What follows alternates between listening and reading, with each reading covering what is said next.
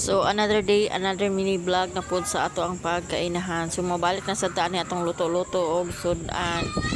Kay actually karon pa ko nakabalik og video ani magluto-luto og sudan kay katong mga niagi marag daghan kay kung gipanghuna-huna lagi kani atong daghan kay tag-obligasyon so manang wala mawala jud ko sa focus sa paghimo sa akong content. Actually nagaluto ko pero dili ko ganahan mag video. So karon nakauna-una ako nga magluto dai ko. So actually namalit lang dai ko ganina o gulay dito sa amo ang kanto.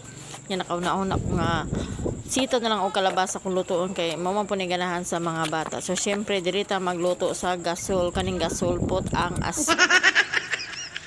So ang makarelate lang po daan ni katura pong nagaluto sa ani nga uling. Dili mi sa uling nagaluto karon kay perti pa yung mahalas sa gasol unya.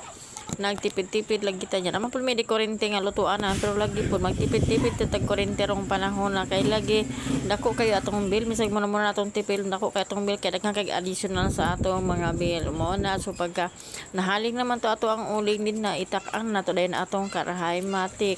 So ayon na yung bansin ang atong mga itom nga kaldero kay makagaba na ingon pas katigulangan kay dugay na kay ng mga kaldero ha. So ato ara ring imikos-mikos na diha ang mga lamas actually kompleto during grupo sa akong mga lamas karon kay ganahan kong magluto nga kanang kompleto bitaw atong lamas na bumbay, ahos, kamatis o luya. O di gyud na mawala diha ang atong mga lamas ni ato ra nang gisa-gisa og maayo hantod magawas na ilang mga espiritu ay na to ilunod ang gamay karne kay medyo nakaluwag-luag man karong panahon na nakapalit man akong partner gabi og karne gamay lang gud so ato isubak dinhi sa tong gulay para lami-lamid sa atong gulay. So dili sa nilaw uy atong lutuon karon ginisa sa aming nga gulay pero gulay gud gihapon kalabasa ra gud ni og sitaw para lang gud sa tong panihapon pila ra gyud panihapon no kay ingon pas mga katigulangan pila ra man daw ibira sa habo. So medyo giving na po ko ang ani kasi nga vlog kay mo diri man ganahan simita kay kung daghan man sa ganahan sa tong pagluto-luto din ha maunan diri lang sa tas luto-luto o diba dali ra kay pagdagan sa oras na luto natong karne agi sunod na sa dato ang ato ang gulay.